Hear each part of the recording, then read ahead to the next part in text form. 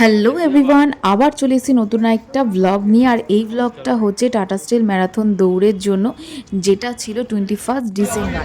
তো আমরা ভোরই বেরিয়ে পড়েছি। ঘুম থেকে কিন্তু উঠতে হয়েছিল 3টে সাড়ে 3টে, আর আমরা 5টা সাড়ে 5টা নাগাদ গাড়ি বুক করে এখানে পৌঁছে গেছি। কারণ কি এদের টাইমিংটা ছিল এন্ট্রি, সেটা হচ্ছে 6:10-এর মধ্যে, কিন্তু স্টার্টিং টাইম ছিল 6:50-এ। তো তার আগে আমরা মানে ভালো মতনভাবে যাতে ঢুকতে পারি, কি অ্যারেঞ্জমেন্ট আছে না আছে সেগুলো দেখার জন্য একটু আগে আগে আসাটাই বেটার হবে। তো এর সামনে কি বলতো, পিঠে ব্যাগ রাখার জন্য ব্যবস্থা ওদের আছে, কিন্তু তোমাদের দাদা এত বছর ধরে এসে তার সেটা জানতোই না।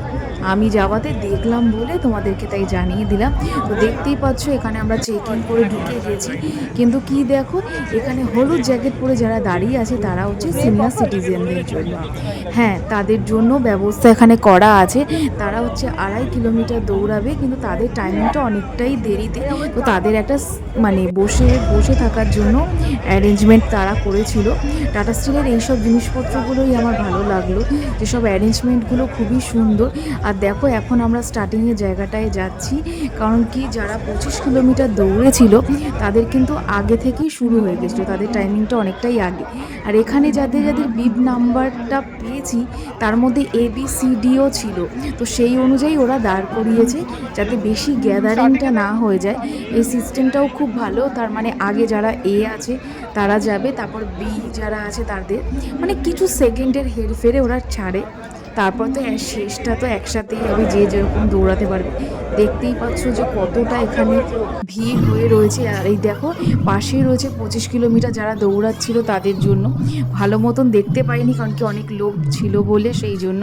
তো আমাদের তো এখন টাইম হয়ে গেছে আর স্টার্টও হয়ে গেছে, তো চলো এখন আমরা স্টার্ট করি দৌড়ানো।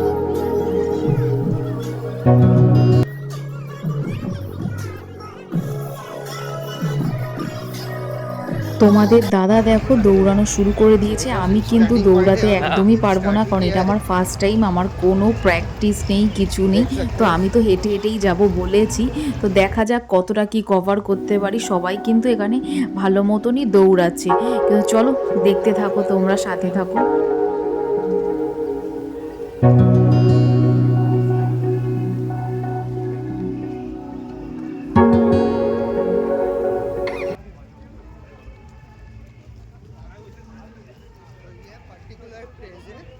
আমরা যখন হাঁটছিলাম আমি সামনে না একজনকে দেখতে পেয়েছি, সেটা দেখো এই মহিলাটা কি সুন্দর শাড়ি পরে উনি হাঁটছেন, এত ভালো লাগলো আমার দেখে।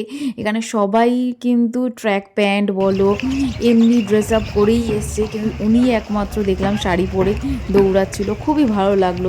এরকম কিছু কিছু জিনিস না চোখে পড়লে দেখতে খুবই ভালো লাগে। আর দেখতেই পাচ্ছ তোমাদের দাদার বন্ধু দুজনেই এগিয়ে গেছিলো, আমি অনেকটাই পিছিয়ে পড়েছি, কারণ আমি এতটা না পারছি না হাঁটতে, কারণ কি আমার এরকম মানে নেই, প্র্যাকটিসই নেই, আর এত হাঁটা হয়ও না আমার।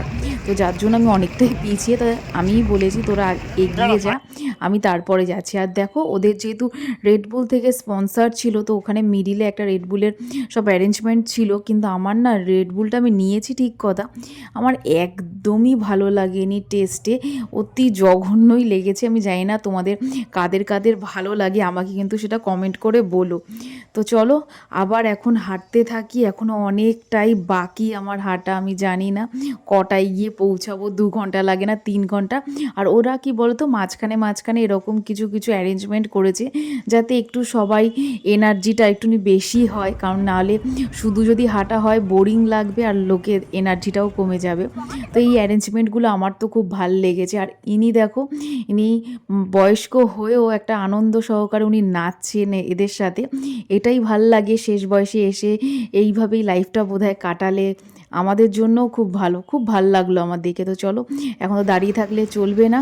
আর এই সাইড দিয়ে দেখো অলরেডি বাস টাস সবই যাচ্ছে, জানি না কে কতটা দেখে হাসছে আমাকে। তো চলো আবার হাঁটতে থাকি।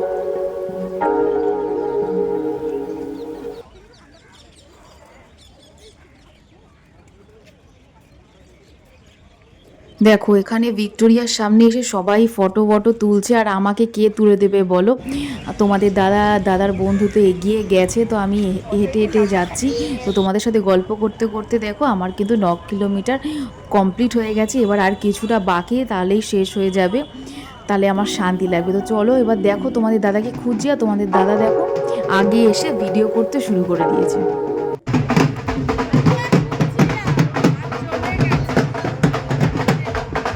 এখন দাঁড়িয়ে পড়েছি আমরা মেডেল নেওয়ার জন্য। তো ফার্স্টেই তোমাদের দাদা মেডেলটা নিয়েছে, আর ও হচ্ছে বেশি আনন্দ পায় এইসব জিনিসে। আমি হচ্ছি মোটামুটি বলতে পারো, কিন্তু তোমাদের দাদার খুব এক্সাইটেড থাকে এইসব ব্যাপার নিয়ে। তো চলো এবার আমিও মেডেলটা নিয়ে নিই। আর দেখো ওদের খুবই সুন্দর অ্যারেঞ্জমেন্ট, আমি বারবারই বলবো, সেটা হচ্ছে পরপর লাইন দিয়েই সবাই নিচ্ছে, কোনো কিছু মানে গ্যাদারিং হওয়ার বা হুড়মুড় করার কোনো জায়গা নেই। তো এরপর এখন আমরা চলে যাব দুজনের জন্য দুটো ব্যাগ কালেক্ট করব, যার মধ্যে কিছু খাবার আছে, কারণ এত সকাল সকাল হয়েছে তো কিছু খাবারের ব্যবস্থা ওরা করেছে। তো ওখানে তো অনেক কিছুই আছে। তো এখন গিয়ে আমাদেরকে অপেক্ষা করতে হবে, কারণ কি তোমাদের দাদার বন্ধু যে আছে তার মাও নাম দিয়েছিল। তো ওনার যেহেতু 5 কিলোমিটার আছে, তো সেই জন্য ওনার আসতে একটু মানে অপেক্ষা করতে হবে ওনার জন্য। তো চলো, আর পাশে কিন্তু ওখানে ব্যান্ড নিয়ে এসেছিলো, সোয়ালি খানকে এসেছিলো, অনেক কিছুই হচ্ছে ওখানে, গান টান প্রচুর চলছে। তো দেখতে থাকো।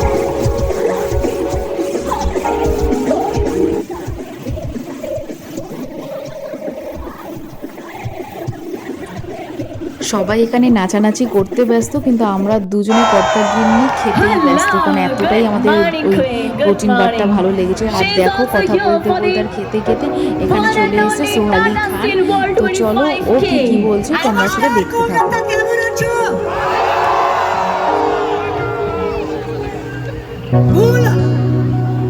ভালো, খুব ভালো। No, Kolkata, it's not so bad. So I'm very, very happy to be here, and it's so nice to see so many people embracing fitness. That's good. I just want to request you to be R here. দেখো এখানে তো programme সাইডে চলছিল, আর তোমাদের দাদার বন্ধুর একটু পায়ে টান দিয়েছে, তো সেই জন্যই ও এখানে বরফও দিচ্ছে, আর তার সাথে সাথে তোমাদের দাদা একটুখানি মাসাজ করে দিয়েছে যাতে ওর একটুখানি ভালো লাগে। আর কি বলো তো, ওখানে দেখলাম একটা সাইডে ওখানে চা সবাইকে সার্ভ করছে, তো যে যটা ইচ্ছা যত ইচ্ছা খেতে পারো। এই ঠান্ডা ঠান্ডা ওয়েদারের জন্য চাটা না খুবই দরকার ছিল।